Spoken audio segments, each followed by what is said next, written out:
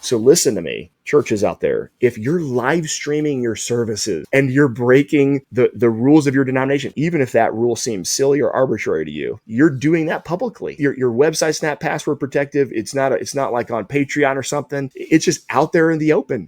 They don't have to pull you aside like Matthew 18 describes. You yourself have elevated this to a different category of conflict. You're listening to Faith in Action. I'm your host, Matthew Nowlin. And I'm Shawn Graham. We lead Conservative Christians of Tennessee, and we're thankful you're joining us today. Conservative Christians of Tennessee exists to analyze political policy and politicians in Tennessee, and all from a conservative Christian worldview. We want to glorify God by helping you to glorify God, so please don't hesitate to send us any questions or comments via email. You can reach me directly by emailing matthew@tnchristian.com.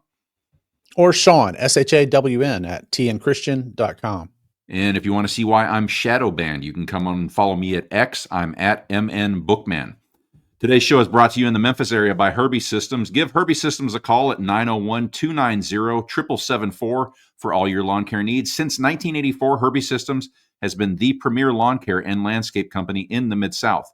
So give Herbi-Systems a call today. Again, that's 901-290-7774, or visit herbisystems.com and let them kill your weeds. Our scriptures for today are from 1 Timothy, the 2nd chapter, starting in verse 9.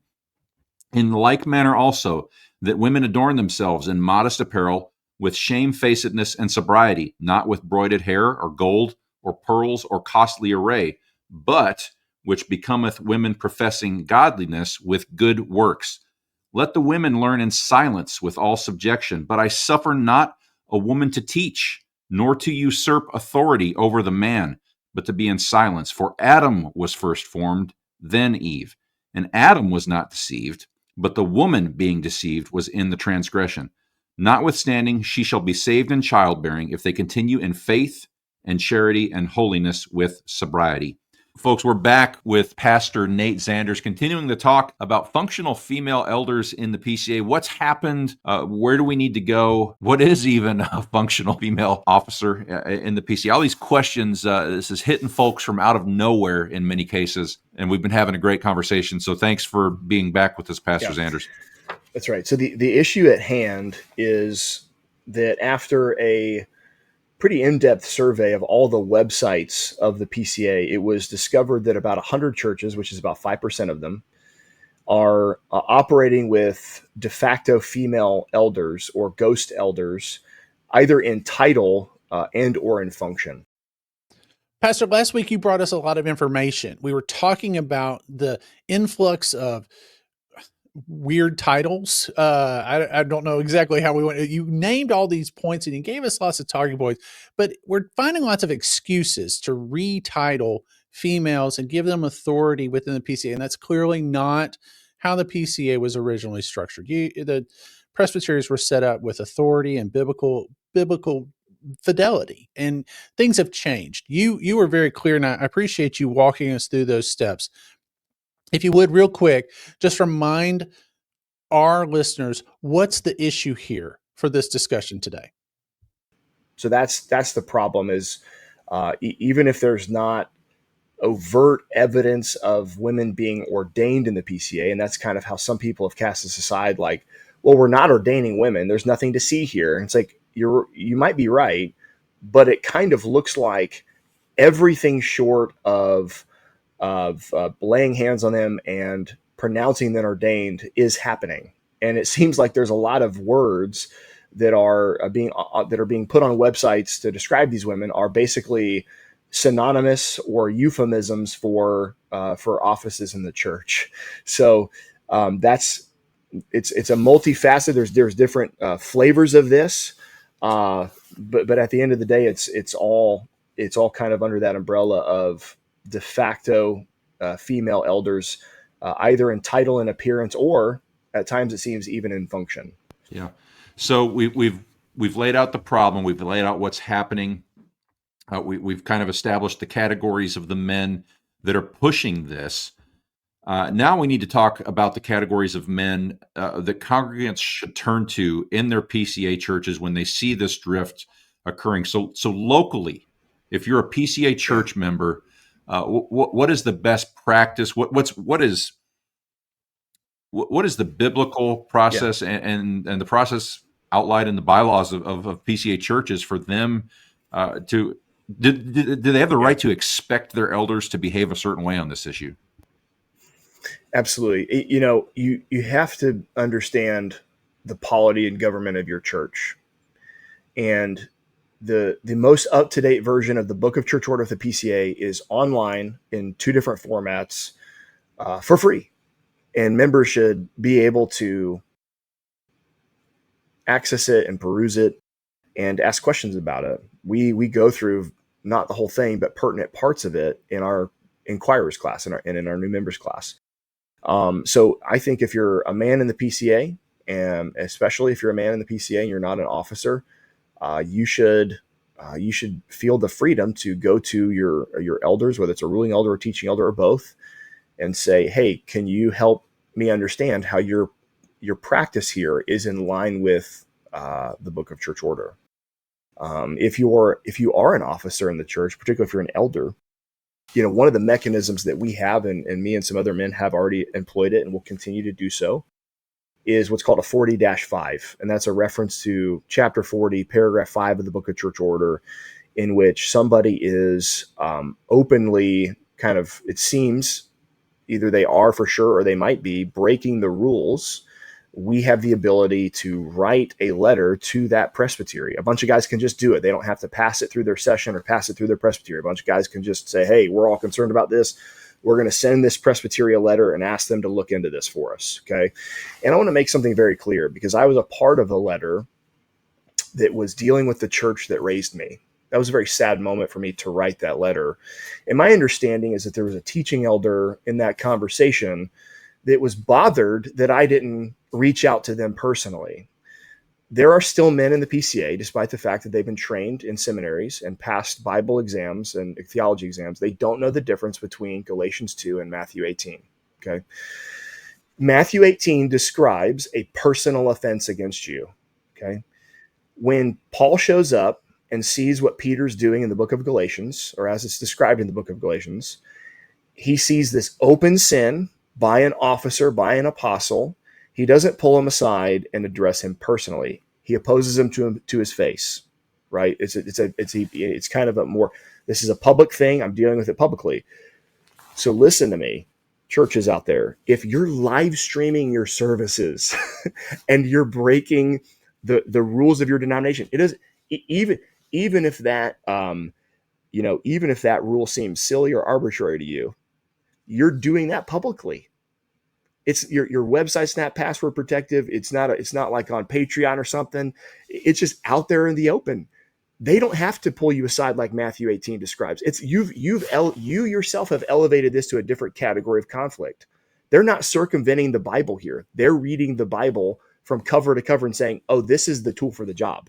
You want them to use a hammer, but they need a power drill for this one. Well, Christianity is a life of struggle.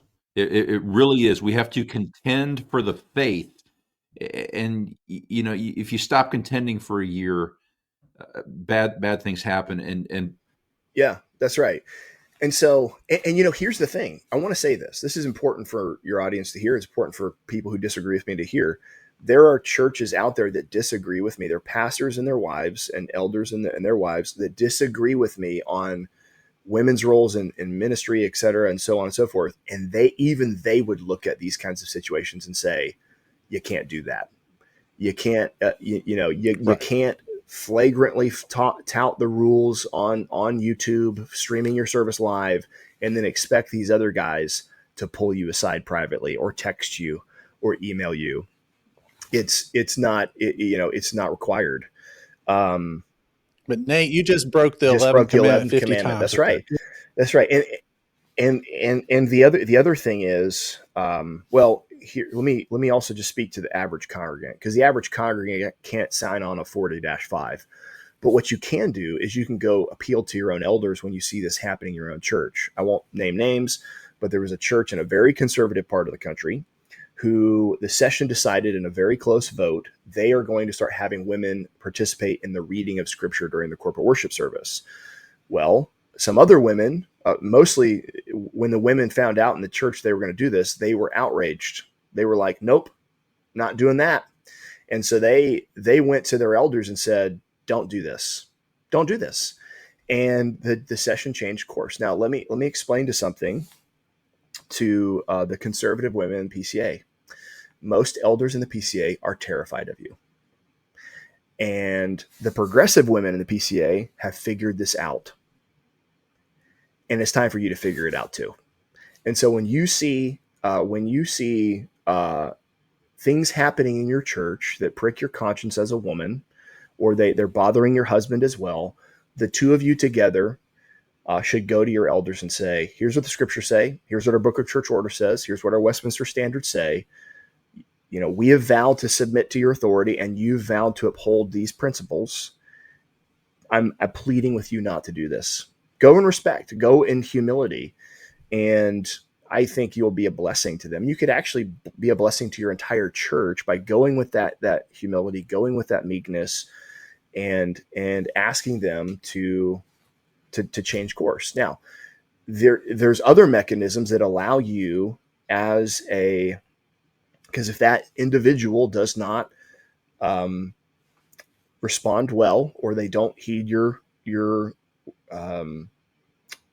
warnings, or however you want to, your exhortation, your pleas, then you can run up to the whole session. Eventually, you can even appeal to the presbytery.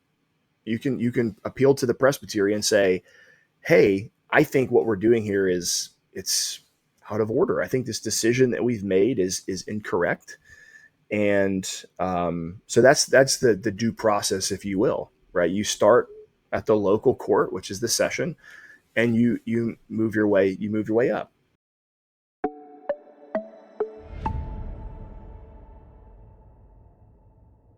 Folks, we want to remind you about our official missions sponsor, Equipping the Persecuted. We've been telling you for years now about the genocide and murder of Christians in Nigeria. And we know of one missions group there on the ground doing the Lord's work to save our fellow believers. That is equippingthepersecuted.org. Your support is part of a lifeline of aid, security, and hope. If you make a monthly donation, it will create sustainable help for people in real need. You can support their work by visiting equippingthepersecuted.org today.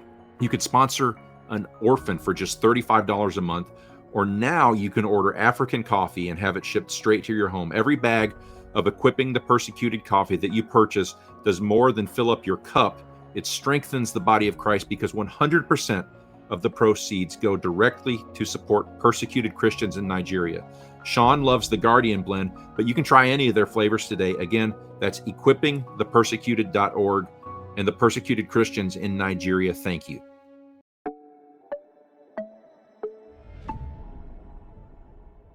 Folks, we're back with Pastor Nate Xanders, continuing to talk about functional female elders in the PCA. What's happened? Where do we need to go? What is even a functional female officer in the PCA? All these questions, this is hitting folks from out of nowhere in many cases, and we've been having a great conversation. So thanks for being back with us, Pastor Xanders. The most important question, obviously asking the right question is 50% of the battle. So I think we've asked the right questions. We've identified the problem. Now let's talk about the solution. What needs to happen next to both protect the existing good in the PCA and then reform it to a better good, more in line with its past glory? I've got 7 kinds of smoke to answer that question. The first is, it should be obvious, is prayer. Prayer is our greatest tool, our greatest weapon in this, because ultimately this is not a culture war. This is a spiritual war. The late Harry Reeder used to say, there's no such thing as a culture war. There's just a spiritual war that shows up in the culture. And to carry that analogy a little bit further, I think of the culture as a scoreboard. The way that this culture is going, things that are happening in the culture, that kind of shows us how many timeouts we got left, what the score is, what the quarter is, so on and so forth. But it's just ultimately a spiritual battle. And so we need to use spiritual means to fight that battle. And what we have is prayer. And also, just for those of you that are out there that are preachers or teaching elders, and you're hearing this, preaching, preach and teach, a good, clear anthropology. We need to teach what men and women are and how God has designed them to work and to work together. We've made a lot of assumptions. It's kind of like going back to, previous episode where I talked about kind of the wonky Trinitarian theology of that, the recovering biblical manhood and womanhood movement had their heart was in the right place, but they tried to build their theology of man and woman off of an incorrect theology of the Father and the Son, which ends up espousing eternal subordination of the Son, which is heretical, right? So it's eternal generation of the Son, or I send it back, right? That's how we should think. So people were making assumptions, right? We know how to articulate the Trinity. And this happens all the time. We know how to articulate the gospel, well, okay, go for it. Right. So we have to stop making assumptions that people know what we're talking about. Right?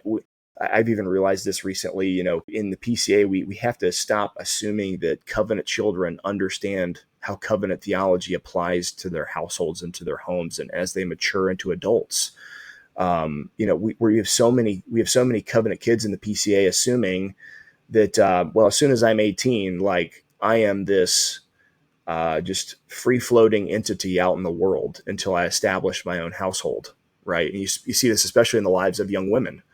Like there's a lot of young women in the PCA that leave their father's household for college, and they think that they no longer have a covenant head until they get married. So we have to pray for reform, and we also have to preach and teach. Well, I think a third answer is getting your ruling elders and fellow teaching elders to General Assembly.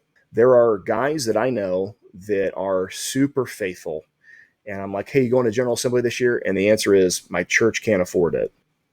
If you're a small church and you're listening to this, before you fund VBS, I know I'm just touching your golden calf here, but before you fund VBS, you should be sending your elders to General Assembly, because that's actually required of you as a Presbyterian church. You are to help make sure that your elders are representing your church in the highest court that we have in the land. You're not, I would say, by polity or by scripture, required to do VBS or whatever else. There's all these goofy things that we put in our budget before we prioritize, I don't know, protecting the peace and purity of the church, little things like that. Get your teaching elders and your ruling elders to General Assembly. The ruling elders are almost always more conservative, and if I can use the word that the kids use, based, than the teaching elders, almost always.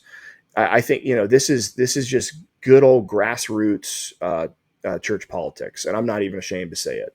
We are, no matter what it is, in business, on Capitol Hill, in church, the most progressive person in the organization is never apologetic about playing politics, and it's time for conservatives and traditionalists to stop apologizing for it. It's just this is the thing.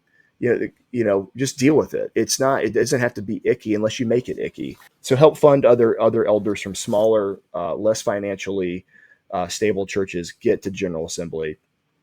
If we did that, I think we'd see a decade straight of conservative red wave, if you want to call it that, landslide victories at General Assembly. We've had people come on before and talk about that very issue, that if you had to give up your VBS or if you had to give up your foreign missions budget, that's the best way to serve your world.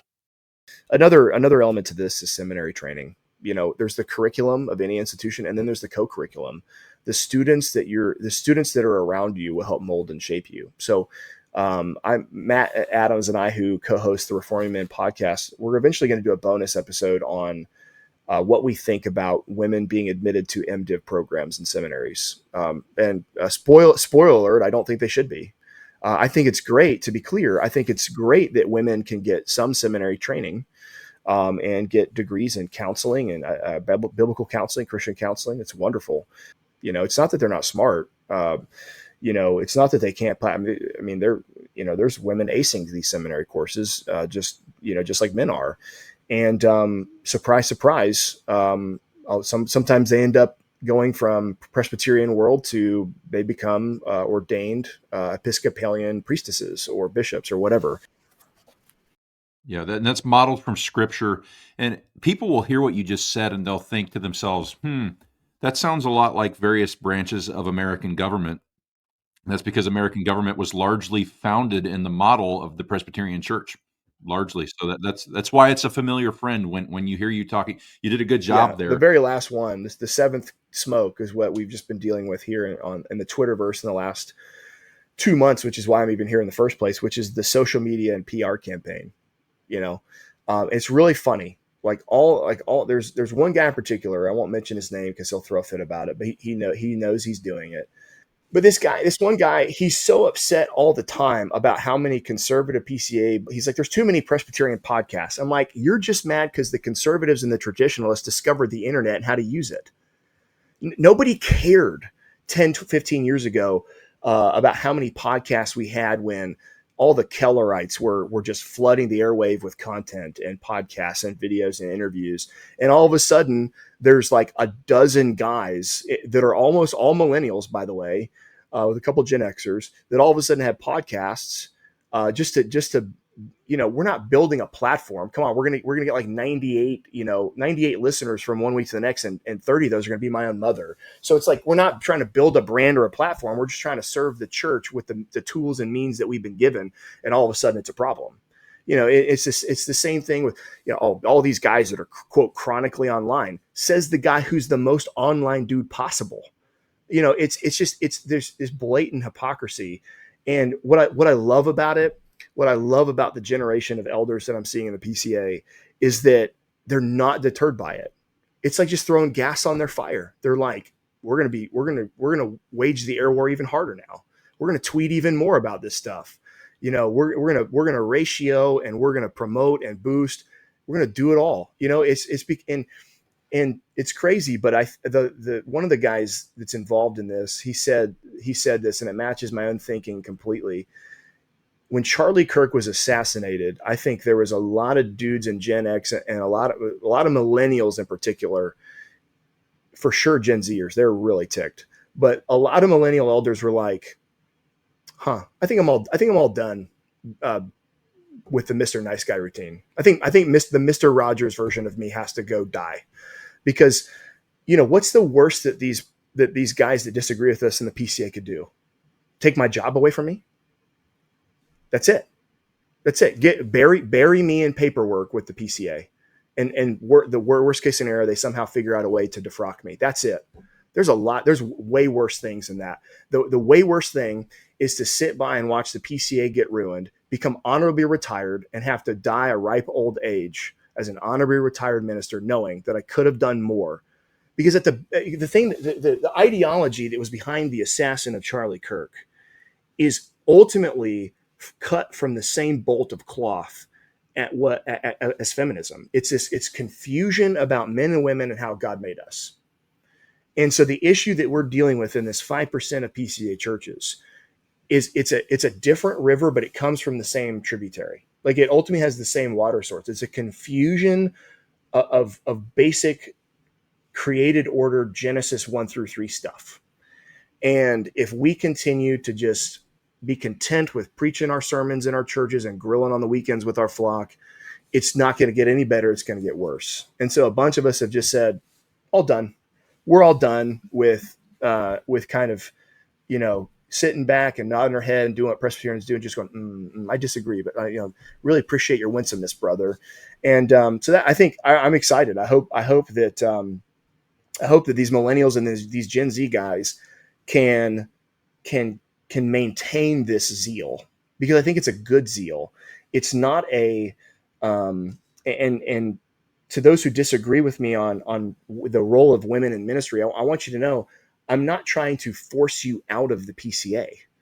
My heart really is to say, hey, everybody that's already here, let's just play by the rules that we have. That's kind of the line that I'm drawing in the sand for sure is, hey, the tent's this big. I'm really not trying to make it any smaller. I'm just asking the people that are coloring outside the lines to stop doing that.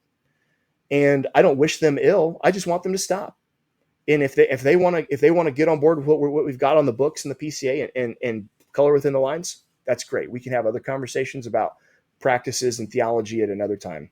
So that's my thought. Maybe other people would disagree, but these are the 7 things. These are the 7 things I think we've got to focus on and think about and do moving forward to reform the PCA and protect it from future and continued problems in this area. Well, that's fantastic, folks. We appreciate Pastor Nate Xanders, coming on to talk with us about this issue of functional female elders in the PCA, a violation of scriptural and in the Book of Church Order and in the Westminster Standards that the PCA adheres to. If you want to hear more from Pastor Xanders, you can go to Reforming Men. That's reformingmen.com. He co-hosts the Reforming Men podcast. I would encourage you to look that up. He has spoken clearly and boldly. Pastor, thank you for coming on and giving us 2 weeks of good content, folks. That is going to do it for another episode of Faith in Action. We're thrilled to talk with you each week in Nashville, Memphis, all over Tennessee and the surrounding states about more ways you can put your faith into action. If you want to hear more on this or other topics from a Christian worldview, head on over to botradionetwork.com and search for Faith in Action. You can also search for us on Apple Podcasts. That's Faith in Action. There we have links to all our past shows. But until next week, always remember our favorite promise from the book of Exodus: the Lord shall reign forever and ever.